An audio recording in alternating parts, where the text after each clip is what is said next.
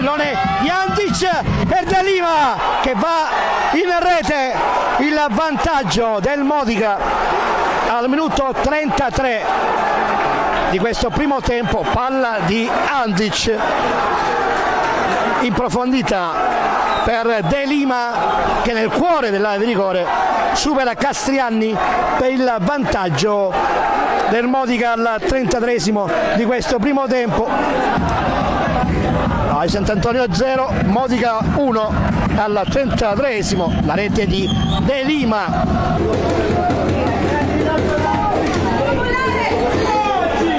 Pallone che scivola, c'è intervento, calcio di rigore con un braccio da terra, Rossi, e c'è cartellino giallo per il numero 3, calcio di rigore per l'AI Sant'Antonio, intervento con le mani da terra di Rossi che non si è capito con l'estremo Pontet, e c'è calcio di rigore per l'AI Sant'Antonio al 39esimo di questo primo tempo. 41esimo del primo tempo, calcio di rigore per la Sant'Antonio sul pallone, Caltabiano contro Pontet, va Nicolò, la palla a rete, il pareggio della Sant'Antonio, il gol della Sant'Antonio, Nicolò Caltabiano che va a festeggiare sotto la tribuna, 1-1, Nicolò Caltabiano al 41esimo su calcio di rigore. Pareggia per la formazione di casa.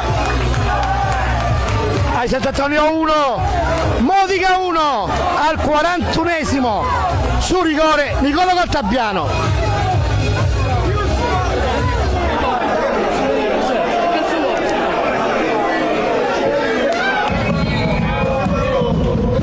Trentunesimo calcio di punizione direttamente in porta e c'è calcio di rigore.